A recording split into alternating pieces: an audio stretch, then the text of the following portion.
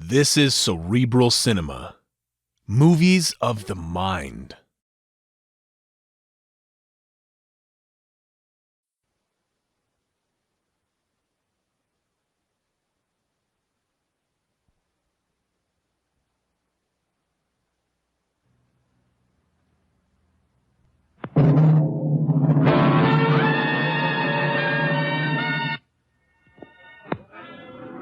Dangerous Assignment, starring Brian Donlevy as Steve Mitchell.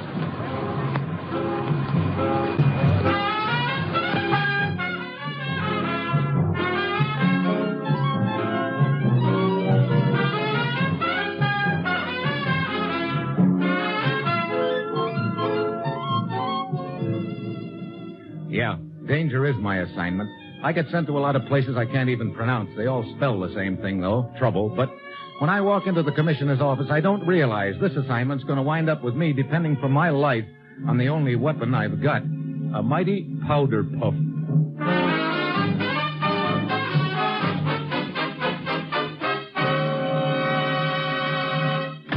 Morning, Commissioner. Ruth said you had an assignment for me. I do. Steve, how would you go about firing a rocket if the firing mechanism was frozen? What? You mean you dragged me in here just to try out a riddle on me? I'm serious. Now answer my question. Okay. So if the firing mechanism was frozen, I probably wouldn't be able to fire the rocket. I suppose that's the wrong answer. No, it's the right answer, and that's what's wrong. Right? Wrong? Hey, look, before we get into a vaudeville routine, I think you'd better start at the beginning. Steve, as you know, the entire Arctic area is a potential battleground. But sub-zero temperatures do a lot of strange things to weapons of war, all the way from impairing their accuracy to rendering them completely useless. So what am I supposed to do? Dream up a new plastic made out of pumpkin seeds to protect them from the cold? You don't have to. It's already been dreamed up. I don't think it's made out of pumpkin seeds, but it's a liquid which does protect weapons and electronic devices from the effects of sub-zero temperatures. Well, that's all very interesting, Commissioner, but I still don't see where I fit into the deal. I'm coming to that. The private company which developed this new plastic has just concluded exhaustive field tests with it up in the Arctic. They learned under actual conditions just how much of this liquid is to be used, how it's applied, and how it affects the accuracy of the weapons. In short, they found out a lot of pretty important information. Vital information, Steve. Their field representative, a man named Holcomb, wrote up a complete report on it for the Western Hemisphere Defense Meeting, which is slated to be held in Quebec, Canada, tomorrow. Oh, I get it. You want me to go up to Quebec and bodyguard this guy Holcomb? I'm afraid it's a little too late for that. Last night, on a side street in Quebec, they found Holcomb's body. He was quite dead. What? And the report was missing. It's vital we get it back. Any contacts in Quebec who might be able to help me? One, Jack Manville, head of research for the plastic company. He's waiting for you in Quebec right now. Now, Steve, get up there, talk to Manville, and go anywhere and do anything that's necessary to find that report. Well, that's it. You've got your assignment. Good luck.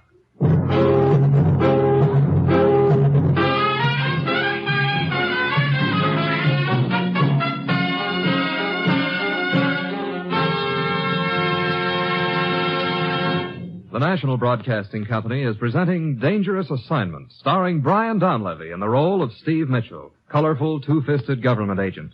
In all those places of the world where danger and intrigue walk hand in hand, there you'll find Steve Mitchell on another Dangerous Assignment.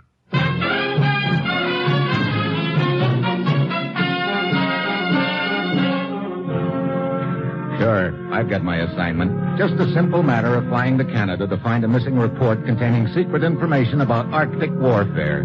The only hitch is whoever's got the report is already killed to get it, and it's a cinch he'll kill to keep it. All of which means happy times ahead for lucky me. Well, it's Thursday when my plane lands in Quebec. Jack Manville of the plastic company is waiting for me at the airport, and he hustles me into his car. Looks like a real nasty mess, Mitchell. Yeah. How much do you know about it, Manville? Not very much, I'm afraid. Holcomb went up to the Arctic and made the tests. Brought a report back to present at the defense meeting. Last night they found his body, and the report's missing. You're head of research for the company, aren't you? Yes, that's right. But you didn't make the trip up north with Holcomb? Oh, I couldn't get away. But I told him to wire me when he got back here to Quebec, and he did, so I flew up here to meet him. Looks like I got here too late. Holcomb was the best friend I had, Mitchell. Yeah.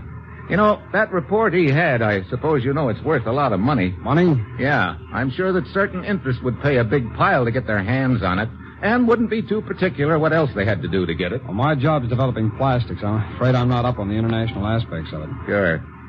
You happen to know if Holcomb was alone here in Quebec? No, his secretary, Phyllis Baxter, was waiting for him here. Oh, and I guess we'd better talk to her. See if she can give us any additional information. I thought you'd want to talk to her. That's where we're heading now. Oh, good. You know her pretty well? Just slightly. Why? She pretty trustworthy? Sure, as far as I know. No, this is her apartment house here. When did Holcomb arrive in Quebec? Day before yesterday. Yeah, and he was killed last night. Well, that means he was in town about 24 hours. Go ahead. I didn't get in until this morning. The way things turned out, I sure wish I'd gotten here sooner. When did Phyllis Baxter arrive, do you know? Several days ago, I think. This is her apartment. Looking for Miss Baxter? Eh? Yeah, I am. Afraid you're a little too late. What do you mean? I'm Mrs. Gaines, the manager here. Miss Baxter moved out last night. What? You know where she went? Well, she didn't say. Left in sort of a hurry. Oh, great. Where could she have gone, Mitch? I don't know where, but I've got a pretty good idea why. Mrs. Gaines, have you had her apartment cleaned up yet? Oh, no. I haven't had time. Well, I'd like to have a look inside, maybe get some kind of a lead. Uh-huh. You a policeman or something? Or something. Here are my credentials. Mm-hmm. I see. All right. Well, there you are. Help yourself. I'll be down the hall if you need me. Thanks. Come on, Manville. All right. Mitchell, I can't believe Phyllis could be involved in this thing. Oh? Why can't you, Manville? Well, it just doesn't seem like her. She's always been... Wait a minute. What is it? Some ashes here in the fireplace. Yeah. A couple of pieces of charred paper. You think that could be the missing report? It might be. I don't understand. If Phyllis did steal the report, why should she destroy it? Because she was through with it. Through with it? Well, look, man, she couldn't memorize a report like that. That's not what I mean. Let's see. Not in the room anywhere. Let's try the closet. No, nothing but a few empty hat boxes and... Hey, wait a minute. Yeah, here we are. A couple of white enamel pans, a bottle of hypo solution. Oh, that's photographic equipment. Yeah, there's your answer, Manville. She knew that report was too bulky to carry, so she transferred it to microfilm. Where are you going? Down to police headquarters. Somehow I still can't believe it. She had anything to do with this. Look, what kind of a description of her can you give me? Well, she was blonde, about medium height, maybe 5'4", blue eyes. Pretty, but I guess that's about it. Well, that isn't much help. I know it's pretty general, but it's the best I can do. You want me to give you a lift to police headquarters? No, thanks. I want to talk to the manager here again. All right, you call me if I can give any more help, will you? I will. Mrs. Gaines? Yes? I'd like a little more information from you about Phyllis Baxter. Well, afraid I can't help you much there. She was only here for a few days. Did she have any visitors? I wouldn't know. She came and went mostly by night. Well, I guess my chances aren't too good. Trying to find a blonde girl with blue eyes is probably several thousand like that right here in Quebec. Well, one thing's sure, you'll never find Phyllis Baxter if you're looking for a blonde girl with blue eyes. What do you mean by that? Oh, she was a brunette with dark eyes. What? But Manville just told... Hey, wait a minute. Maybe you'd better describe Phyllis to me. Well, as I said, she was a brunette. Rather tall girl, quite beautiful. She always used a great deal of makeup, as I remember. Mascara and heavy lipstick. I see. Well, thanks, Mrs. Gaines. Thanks a lot.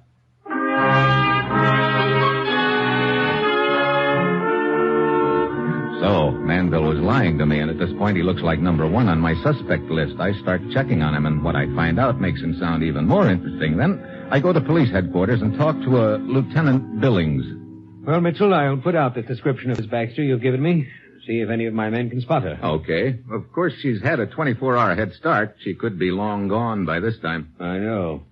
You think Manville is behind the scheme, eh? I don't know exactly where he fits in, Billings, but it sure looks like he's involved somehow.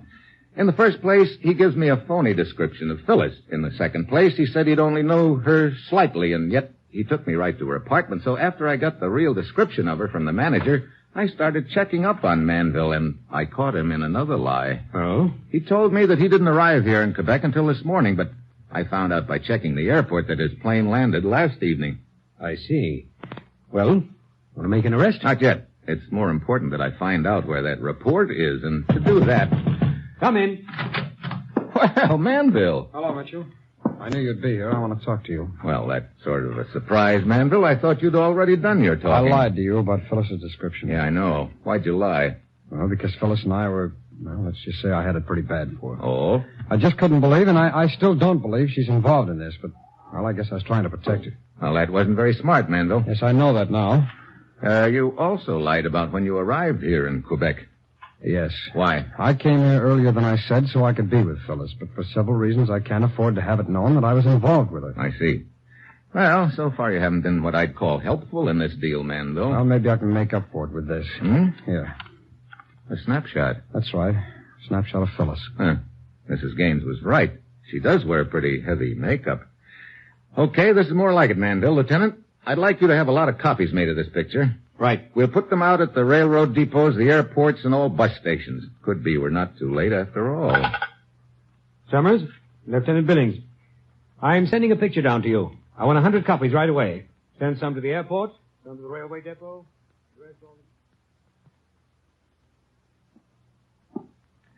2 hours. We ought to be hearing something soon. She could still be hiding somewhere here in Quebec. Yeah, but I doubt it. Her job probably is to get that microfilm somewhere in a hurry. Lieutenant Billings speaking. What's that? You're certain? I see. Right. I'm afraid we are too late after all, Mitchell. What do you mean? A girl answering Phyllis Baxter's description boarded a plane for Paris 3 hours ago. Paris? Huh. Well, we've got an agent in Paris. Slater. Okay. I'll cable him to meet her plane, and I'll be on the next one.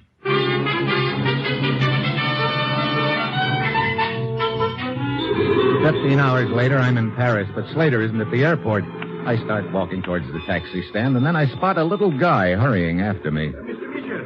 Mr. Mitchell! Huh?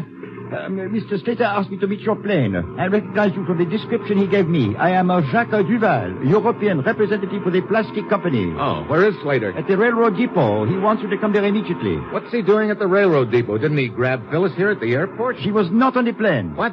Oh, great. Don't tell me they made a mistake back in Quebec. Come, I will take you to Slater.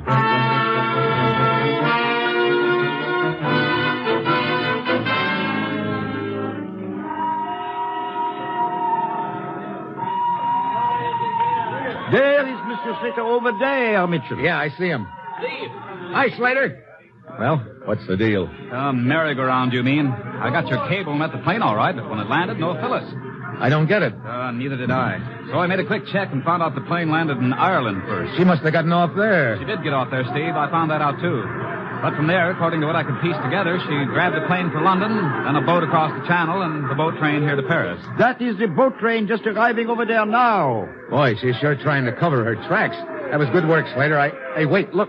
That's Phyllis who just got off. Come on. Hey, she looks like she's trying for that other train standing there. Yeah, what train is that, Duval? The Orient Express. Its final destination is Istanbul. Hey, wait a minute. Where'd she go? Must have popped into one of those compartments. No. Oh, there she is. She came out again. Hey, not so loud. Look, she heard us. She's taking off to the crowd. Oh, I'm sorry, Mitchell. I did not realize how... Okay. Hey, Steve, there's a train coming along on that other track. Maybe she's trying for it. No. She could not be. That is a through express train. It does not stop at the station. Hey, wait. She doesn't even see that train. Steve, she's right in front of it.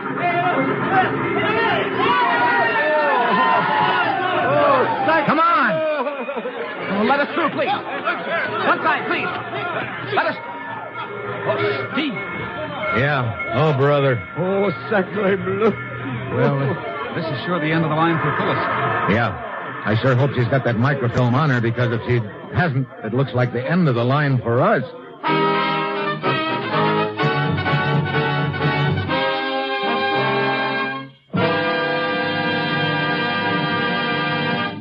You are listening to Dangerous Assignment, starring Brian Donlevy as Steve Mitchell.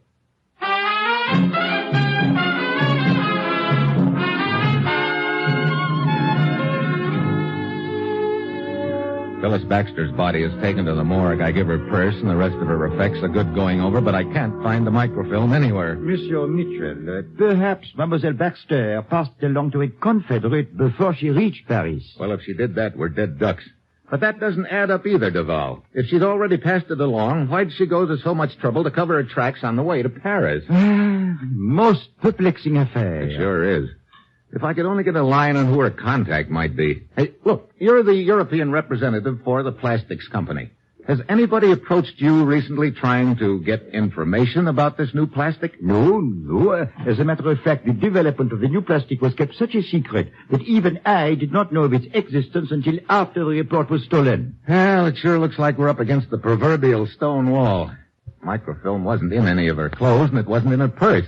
Hey, incidentally, There was something else that wasn't in her purse either, and it bothers me. Oh? Steve. What do you mean? What is it, Slater? Just got a code message from our agent in Istanbul. Yeah? According to the scuttlebutt there, the microfilm's been placed on the open market for sale to the highest bidder. What? But the microfilm couldn't have gotten to Istanbul yet. Who put it up for sale? He doesn't know. And whoever it is must be pretty sure it's on the way. Hey, wait a minute. That train Phyllis was running for at the depot when we first saw her, Duval. You told me that was the Orient Express, that its final destination is Istanbul? Oui, but when Phyllis saw us pursuing her, she jumped out of the compartment again. That's right, Steve. Phyllis probably was planning to take that train. But she didn't, so where does that leave us? I don't think she ever was planning to take that train, Slater. Well, what do you mean? I told you there was something else I didn't find in her purse, and it bothered me. Duval, there was no train ticket. But in that case, she... Wait a minute. I think I got it, Steve. You figure Phyllis jumped aboard the train just long enough to pass the film along to someone in that compartment, huh? Yeah. Hey, what compartment was that anyway? Let's see now. Third compartment from the front, I believe. Yeah, in the second car. Okay. Duval, what's the first stop for the train? At the Italian border. Okay, I can overtake it by plane. Slater, get me a reservation for that compartment. I'm getting on at the border. Okay, Steve. Mitchell, I have business in Trieste. I will accompany you there. Perhaps I may be of some help. Yeah, you might at that. Okay, let's get going. Duval and I grabbed the plane for the Italian border. Our tickets are waiting for us there, and we jumped into the compartment just as the train pulls out. There are 3 other passengers in the compartment. Sitting across from me, holding a few assorted travel folders in her hand, is a freshly scrubbed-looking girl with Holland written all over her, and the kind of complexion that lipstick and powder would be an insult to. Next to her is a loud-talking gent who's waving a hunk of salami around between bites, perfuming the air with garlic, and over in the corner, a smooth-looking boy is reading a newspaper. He's got a briefcase in his hand. You like some of this salami? Eh? Oh, no, thank you. Oh, but it's the best salami you ever ate. You mean I never ate? Thanks a lot, but no thanks. I'm not a salami fan. Oh, it's a pity. What's a pity? You people know what a wonderful thing is salami. Oh? The greatest thing is in the leaning tower of a pizza.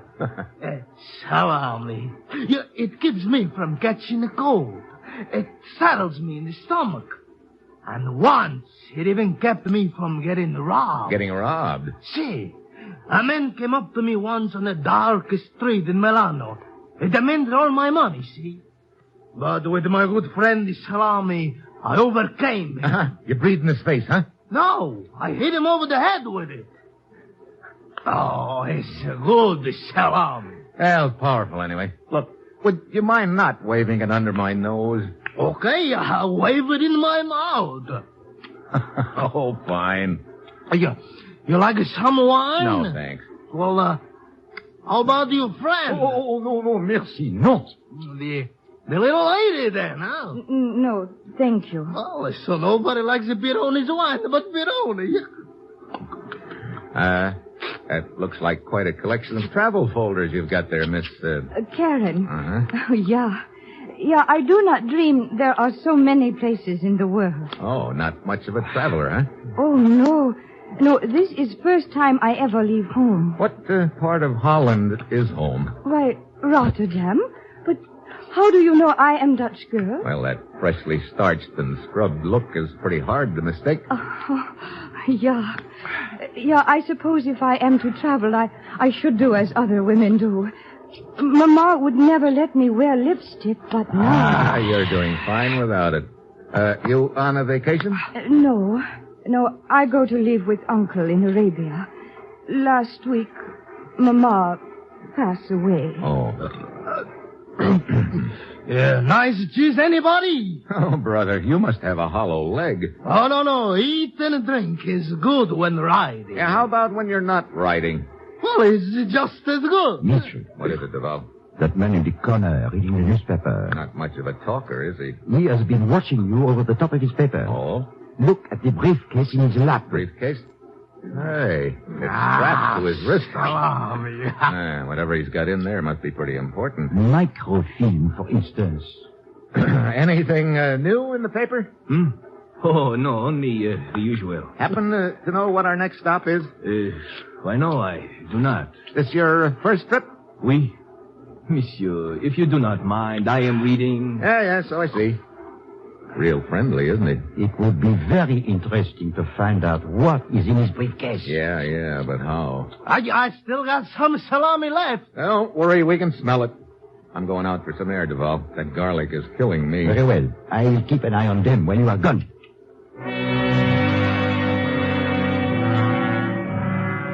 I go out on the platform between the cars. It's dark. I light up a cigarette, and then I hear the door open behind me. I start to turn around, but just then something hard connects with the back of my head. I hit the floor, stunned. I fight my way to my hands and knees, and then I feel a rush of air. The outside door has been opened. I feel somebody dragging me towards it. I try to hold back, but I'm still groggy. The final shove, and I slide out the door, but just as I do, I manage to grab the handrail. I'm swinging loose now, hanging on by one hand. Then somebody's foot starts kicking at my hand. I can't hold on much longer. Suddenly the kicking stops. I hear running steps. Then I'm being hauled back up on the platform. Up with you. What? Oh, the conductor. I heard the commotion and found you hanging by one hand. You spot the guy who tried to ease me out? I saw someone leaving as I approached, but it was too dark to tell who it was. I see. Okay, thanks for the lift, Buster.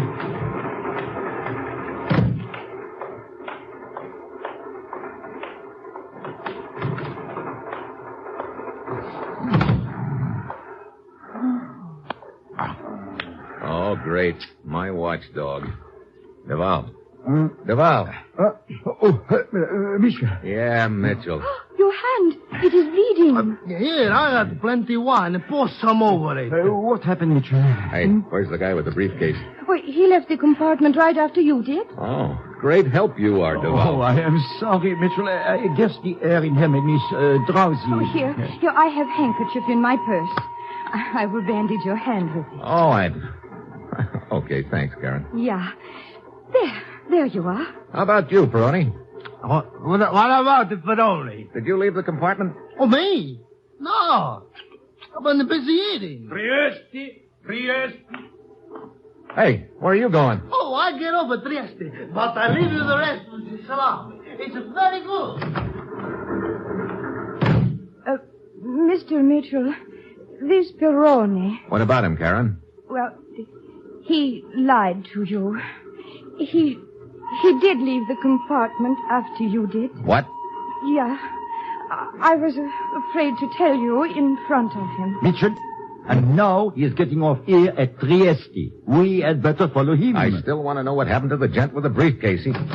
Well, speak of the devil. Are you referring to me, monsieur? I sure am, Buster. Where have you been? Why, I do not see that it's your affair. You could be wrong. I said, where have you been?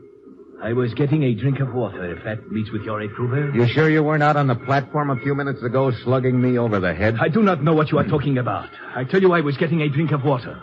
Pretty long drink of water. Monsieur, I am certain these things are none of your business. You were getting off here at Trieste? Do I look as if I'm getting off the train? Then where are you heading? Istanbul. Now see here, monsieur. I've had enough of these impertinent questions. What is the meaning of this? Skip it. Come on, Duval. We must hurry. The train will be starting up at any moment. I'm staying. What? But the girl has just told us that this Pironi lied about... Call it a hunch if you want, but I'm going on to Istanbul. But if this hunch of yours That's is a wrong... chance I'll have to take. But we'll be covered one way or the other. How do you mean? You're getting off here at Trieste anyway. But of course. Oh, oui. I can follow this Pironi. Okay, go to it. But just one thing, though. And what is it? Try to stay awake, will you? Ah.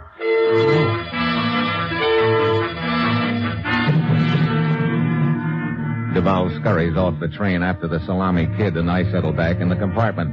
The rest of the way to Istanbul, I keep my eye on the gent with the briefcase. He divides his time between reading his newspaper, taking a few naps, giving me an occasional nasty glance, and making a few mild pitches at Karen, who, in her wide-eyed way, seems thoroughly flattered by the attention. Finally, we arrive at Istanbul. Karen heads for a hotel, and the guy is close on her heels. I follow them into the bar and take a table near the corner where I can keep my eye on him. Then, after a while, he gets up. I follow suit, but much to my surprise, he heads for my table. I think this matter has gone entirely far enough, Mitchell. Oh? I know exactly what you are after, but rest assured, you will never get it. Well, that's interesting to know. Well, now that we understand each other... You are obviously an agent. Well, a matter of fact... For a rival manufacturer. You have learned of our new creation. Hey, wait a minute. An agent for a rival manufacturer? What are you talking about? Ah, my friend, do not attempt subterfuge. It is obvious you have learned of our new creation. Learned that we intend to introduce in the Middle East. And so you followed me, thinking you would get a chance to steal it, so that cheap imitations could be attempted. Cheap imitations? Hey, look, who are you working for anyway? As you know, for Henri Bonnet. Whoever that is. You do not know who Henri Bonnet No, is? and I'm beginning to think I don't know what you've got in that briefcase either. But you must have heard of the firm Henri Bonnet. In all of France, the most famous, the most exclusive creator of women's girdles. Girdles? You mean to say that's what you're carrying in your briefcase? But of course! Our new model. Exquisite and revolutionary. Not a two-way, not a three-way, but a four-way stretch. Oh, great. A girdle salesman yet. That does it. Hey, wait a minute. What is the matter? I just remembered something I noticed on the train. It didn't make sense until right now. I'll see you later, four-way. I spot Karen just as she's easing out of the bar. I follow her upstairs and catch up with her just as she's entering her room. What? Mr. Mitchell? Yeah, Mr. Mitchell. Look, let's go inside. I want to talk to you. Oh, but I... Come on, inside. What is the meaning of this? I think the meaning of it is in your purse. Let's have it. No, let go. But... Thanks. Now we'll take a look. I will call the police. I don't think so. Ought to be here somewhere. Yeah, here it is. A compact. Yeah, but of course. What is so strange about a woman's compact? Nothing, except when it's carried by a woman who doesn't wear any makeup. I spotted it in your purse when you bandaged my hand with your handkerchief, but it didn't register until now. No, you don't wear any makeup, Karen. But Phyllis Baxter did. She passed this compact to you at the depot in Paris. No, that is not true. Oh, save the pretense, my dear. What? Yes, I will take the compact, Mitchell. Well, what do you know, my friend Duval? What'd you do, fly here from Trieste? Precisely. It's been you and Karen right from the start, huh? Kill him, Duval. Oh, presently. The compact, Mitchell. Give it to me at once. You're the boy who slugged me on the train pretending to be asleep in the compartment was a good cover for you. Then Karen tried to throw suspicion on Peroni, eh? Mitchell. But I knew it wasn't him. If it had been, I'd have gotten a whiff of that garlic on the platform. Mitchell, I will not ask you again. Give me that compact. You know, hiding the microfilm in this compact's a good gag. Where'd you get it? Inside this powder puff? For your information, it is behind the mirror. Now. Okay, you want the compact, but wouldn't you like some powder instead? You can't shoot when you can't see, bud. Sorry, you're not leaving, Karen. Let me go. Sit down. No. I said sit down. You. Temper. You know, you and Duval had a pretty neat scheme rig. And if you'd been wearing any makeup, I probably never would have tumbled to the compact gag. Oh. Yep. I guess you might say that would have put an entirely different complexion on the matter.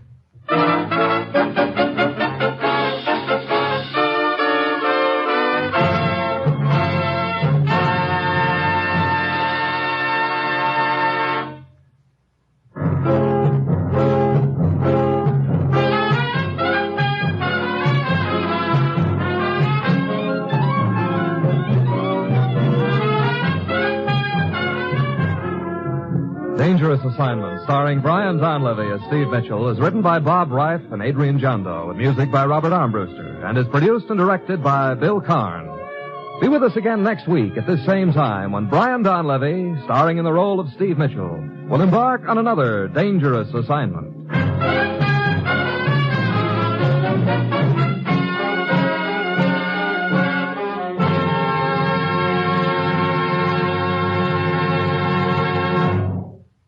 Dangerous Assignment came to you from Hollywood. Now it's The Man Called X. Tomorrow, be sure to hear The Big Show on NBC.